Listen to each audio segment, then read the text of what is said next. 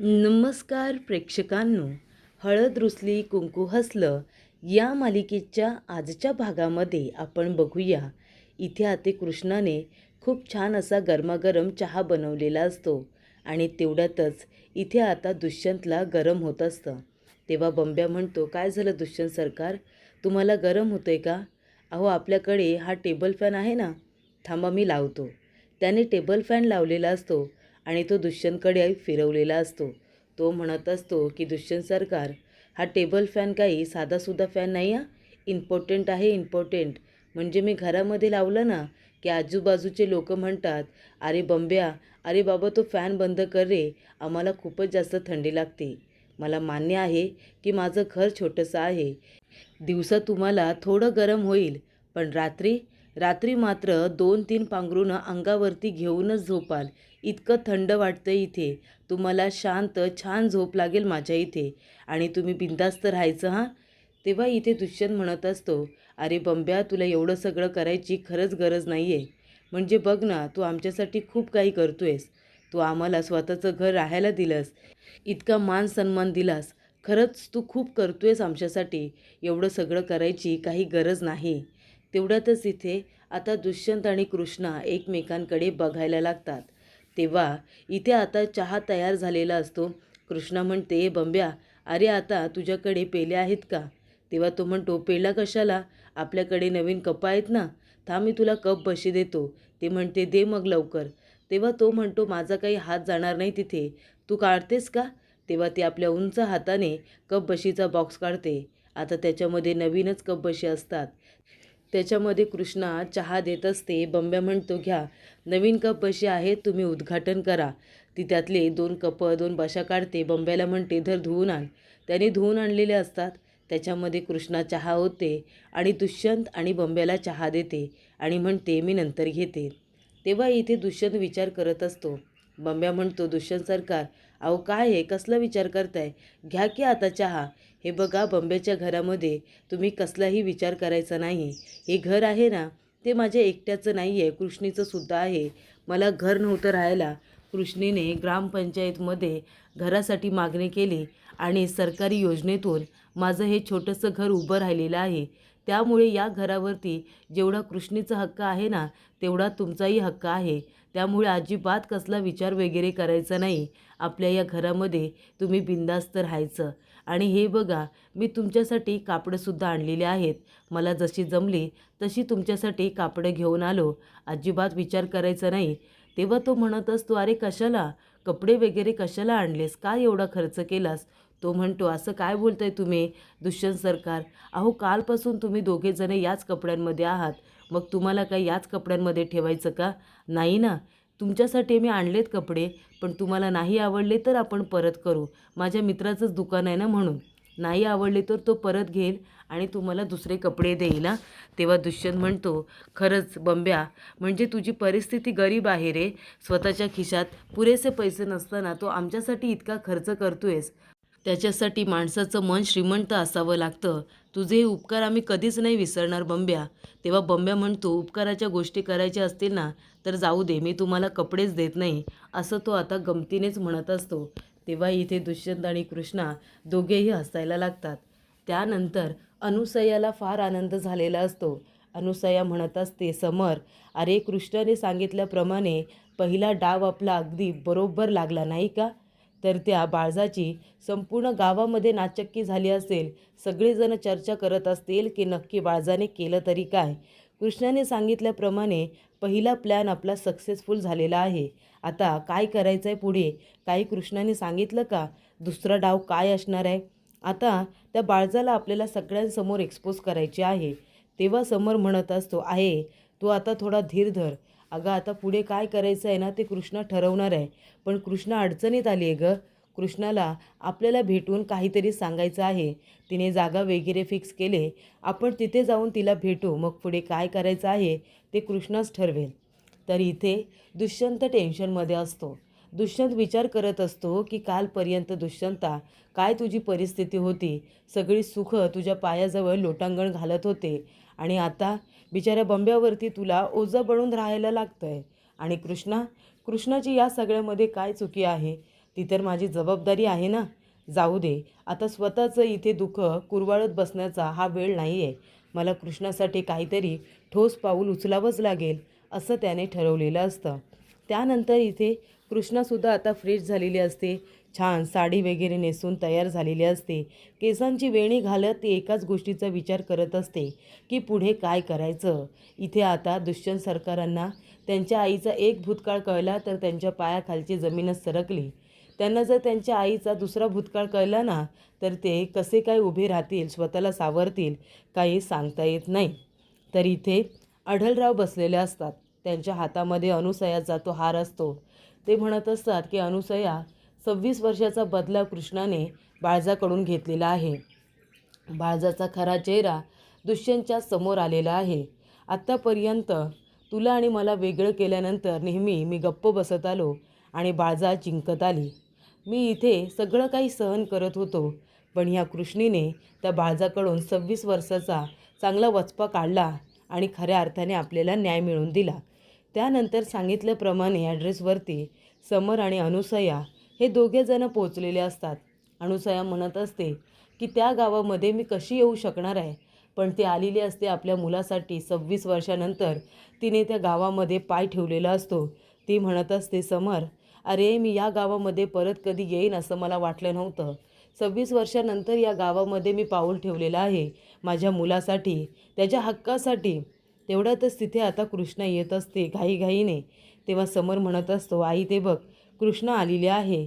तेव्हा कृष्णाला असं वाटत असतं की या लोकांबरोबर मला कोणी बघू नये, नाहीतर बाळजाला जर समजलं तर या लोकांना मी मदत करते हे समोर येईल. तेव्हा प्रेक्षकांनो, अनुसया म्हणत असते, कृष्णा बाळा आलीस तू.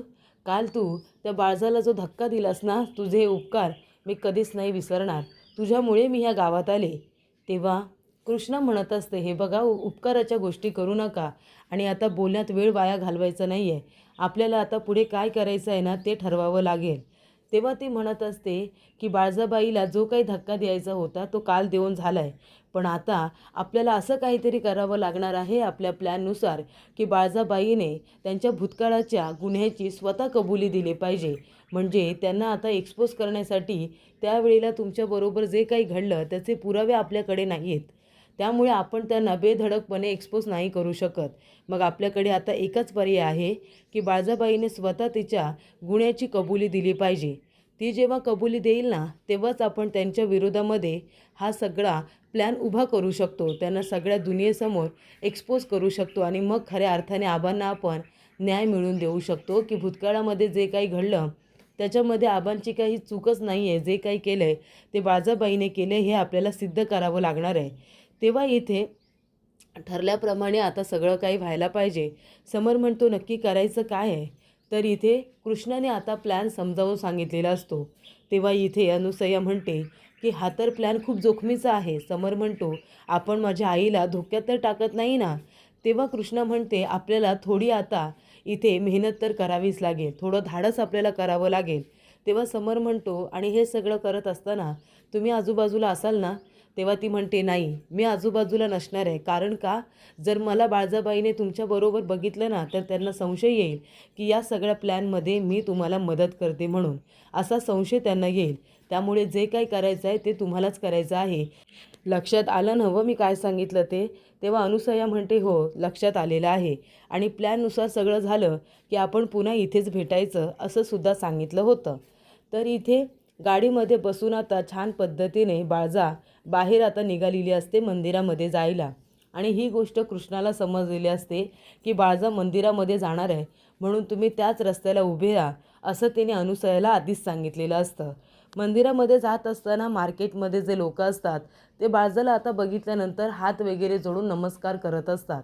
तेव्हा इथे जयखानचा पप्पा म्हणत असतो की म्हणजे बघताय ना बाळजाबाई, म्हणजे तुम्हाला त्या कृष्णाने आणि दुष्यंतने एवढं अपमानित केलं, सगळ्यांसमोर तुम्हाला एक्सपोज केलं, पण तरीसुद्धा गावातले लोक तुमचा मान ठेवत आहेत. म्हणजे कुणीही तुमचा अनादर करत नाही आहे, तुम्हाला बघून हात जोडत आहेत. तेव्हा इथे बाळजा म्हणत असते, गावकरी माझ्या विरोधात कितीही बोलतील, पण माझ्या समोर आल्यानंतर आहे ना, माझ्यासमोर बोलायची हिंमत होणार नाही त्यांची.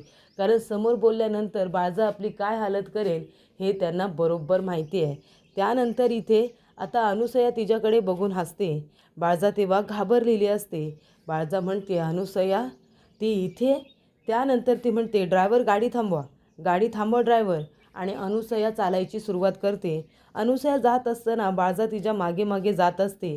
बाळजा म्हणत असते की माझा भूतकाळ माझ्या समोर येऊन उभा राहिला आहे, तो सुद्धा एवढ्या वर्षानंतर. तेव्हा बाळजा जाते आणि त्या बाईच्या खांद्यावरती ती आता हात ठेवते. खांद्यावरती हात ठेवल्यानंतर त्या बाईला बघून ती खूपच जास्त घाबरते. तर मार्केटमध्ये कृष्णा खरेदीसाठी आलेली असते, काही भाजी वगैरे घेण्यासाठी. आणि तेवढ्यातच मागून इथे अढळराव आलेले असतात. अढळराव म्हणतात, अगं ए कृष्णे, अगं काय आहे, तुझा बाप असताना तू अशी उन्हातून चालली आहेस, चल बरं गाडीमध्ये बस, मी तुला घरी सोडतो, कुठे जातेस ते सांग. तेव्हा इथे कृष्णा म्हणत असते, नाही आबा नको, हे बघा अहो तुमच्या लेकीसाठी हे ऊन काही नवं नाही, उन्हाचे चटके काय मी पहिल्यांदा सोसते का. तेव्हा अढळराव म्हणत असतो, अगं पण तुझा बाप गाडीमधनं चालणार आणि तू काय अशी रस्त्यातनं उन्हातनं चालणार का, तू माझी लेक आहेस ना, चल बस बरं गाडीमध्ये, चल मी तुला घरी नेऊन सोडतो. तेव्हा कृष्णा म्हणते, नाही नको आबा, खरंच नको, मी जाईन चालत चालत, तुम्ही जा. तेव्हा इथे अढळराव म्हणत असतो, कृष्णे अगं काल तू किती छान पद्धतीने त्या बाळजाची वाट लावलीस गं, पण मला एक गोष्ट कळत नाही आहे, तो सापवाला असू दे किंवा तो दुसरा माणूस असू दे, हे सगळेजण बाळजाच्या विरोधामध्ये साक्ष द्यायला आले तरी कसे, म्हणजे हे सगळं तू 15 दिवसांमध्ये कसं काय बरं मॅनेज केलंस, एवढ्या लोकांना कसं काय शोधून काढलंस, या सगळ्यामध्ये तू एकटी होतीस की कुणीतरी तुला मदत केली, सांग ना. तेव्हा इथे आता बाळजा म्हणते, आबा अहो तुम्हीच तर मदत केली ना. तेव्हा आढळराव म्हणतो, होय मी कुठं मदत केली, कुणी मदत केली सांग ना, हे सगळं तू एकटीने जमून आणलंस का. तेव्हा इथे कृष्णाला आता समर आणि अनुसया दोघेही जण आठवतात. आणि तेव्हा कृष्ण म्हणत असते की आबा काळजी करू नका, या सगळ्या कामामध्ये मला माझ्या एका मित्राने मदत केली आहे. तेव्हा आढळराव म्हणतो, हो मित्र खूप चांगला आहे, धाडसी दिसतोय, म्हणजे त्याने हिम्मत केली बाळजाच्या विरोधात तुला मदत करण्याची, तिच्या विरोधात उभं राहण्याची, म्हणजे खूपच हिम्मतवाला दिसतोय तुझा मित्र. तेव्हा कृष्ण म्हणते, लवकरच मी त्याची आणि तुमची भेट घडवून देणार आहे, त्याला भेटून तुम्हाला खूप छान वाटेल. तेव्हा इथे अढळराव म्हणतो, बरं बरं ठीक आहे. तेव्हा कृष्णा म्हणते, निघते मी आबा.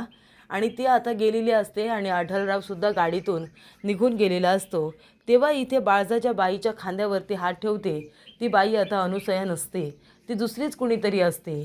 तेव्हा ती म्हणते, बाळजाबाई काय झालं, तुम्हाला काही हवं होतं का. तेव्हा बाळजा म्हणते, नाही नको, मला काही नको आहे. तर इथे आता समर आलेला असतो आणि तो आपल्या आईच्या खांद्यावरती हात ठेवतो. तेव्हा अनुसया खूप जास्त घाबरलेली असते. तिला असं वाटतं की आता बाळजा येऊन माझ्या खांद्यावरती हात ठेवते की काय. तेव्हा ती म्हणते, समर अरे तू आहेस वय, अरे मी तर किती घाबरले होते रे. तर ती बाई आता योग्य वेळी त्याने बदललेली असते, सेम साडी सेम अंगावरती पांघरून हे आता दुसऱ्या बाईने सुद्धा घेतलेलं असतं. आणि तेव्हा अनुसयाला बाजूला करत त्या बाईला तिथे उभं केलेलं असतं. तेव्हा इथे बाळजा घाबरलेली असते. ती म्हणते की अरे देवा, म्हणजे आता इतिहासामध्ये जे काही घडून गेलं होतं, तो माझा जुना इतिहास समोर येऊन उभा राहिला. तेव्हा तेथे जयकांतचा पप्पा आलेला असतो आणि तो म्हणत असतो की काय झालं बाळजाबाई, अहो तुम्ही इतक्या घाईघाईने इथे येऊन का उभं राहिलात, तुम्हाला काही हवं होतं का. तेव्हा बाळजा म्हणते, नाही काही नाही. तेव्हा इथे आता जयकांत आणि त्याचा पप्पा दोघेजण विचारात पडलेले असतात की बाळजाबाई अचानकपणे गाडी थांबून इथे का बरं आले असतील. बरं आता विचारतोय तर काही बोलायला सुद्धा तयार नाही. तेव्हा इथे बाळजा खूपच जास्त घाबरलेली असते. तिला असं वाटत असतं की अनुसया ह्या जगामध्ये नाही आहे म्हणून तिचा तो काळा भूतकाळ लपून राहील म्हणून, पण तसं काही होणार नाही आहे. अनुसया जिवंत आहे आणि ती आपल्या अपमानाचा बदला घेण्यासाठी सुद्धा आलेली आहे, हे आता समजलेलं असतं. आणि तेव्हा इथे समर आणि अनुसया दोघेजणं कृष्णाजवळ आलेले असतात.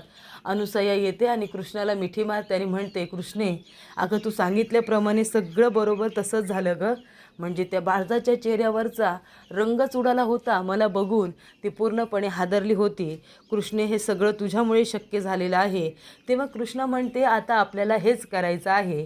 त्या बाळजाबाईंनी जो काही गुन्हा केला आहे आणि त्याच्या खाली त्यांनी नेहमीच आबांना जे काही दाबण्याचा प्रयत्न केला आहे, त्यांच्यावरती खोटे नाटे आरोप केलेत ना, आता आबांना आपल्याला 26 वर्षानंतर का होईना पण निर्दोष सिद्ध करायचं आहे आणि गुन्हेगार बाळजाबाईच्या तोंडूनच त्यांचा गुन्हा कबूल करून घ्यायचा आहे असं कृष्णा म्हणते. तर पुढील भागामध्ये आपण बघूया. इथे आता बाळजा म्हणत असते, ती कृष्णे माझ्या मुलाला, माझ्या दुष्यंताला माझ्यापासून दूर करते काय? आता मी माझ्या अपमानाचा बदला त्या कृष्णाकडून कसा वचपा काढून घेते ना, ते बघाच तुम्ही. त्या कृष्णाकडून चांगला वचपा काढते. तेव्हा इथे दुष्यंत म्हणत असतो की कृष्णा, मी एक निर्णय घेतला आहे. आता आपल्याला पुण्याला जावं लागेल, आपण पुण्याला जाऊया. तेव्हा इथे कृष्णा आलेली असते अनुसयाला आणि समरला भेटायला आणि त्यांना म्हणत असते की दुष्यंत सरकार हे आता मला पुण्याला घेऊन जात आहेत आणि मी माझ्या नवऱ्याबरोबर पुण्याला जाणार. मी त्यांचं म्हणणं ऐकणार आहे, मी जाणार आहे त्यांच्याबरोबर. आणि ती म्हणते मला माफ करा आणि ती आता दुष्यंतला येऊन भेटते आणि दुष्यंतला म्हणत असते, अहो असं काय बोलताय, तुमच्याशिवाय कोण आहे कोण मला? तेव्हा इथे दुष्यंत म्हणतो, मला तरी कोण आहे तुझ्याशिवाय, सांग बरं कृष्णे. तेवढ्यातच इथे बंबे येतो आणि म्हणतो, अगं कृष्णे लवकर चल, बाळजाबाईंनी तुमच्या शेतीवरती इथे आता ताबा मिळवलेला आहे. तुझी आई खूपच जास्त रडते, धाई मोकळून रडते, तेव्हा तू लवकरात लवकर चल. बाळजाबाईंनी तुझी शेती आता स्वतःच्या नावावरती करून घेण्याचा प्रयत्न केला आहे. तेव्हा इथे आता बाळजाचं नाव ऐकल्यानंतर दुष्यंत आणि कृष्णा दोघेही टेन्शनमध्ये आलेले असतात.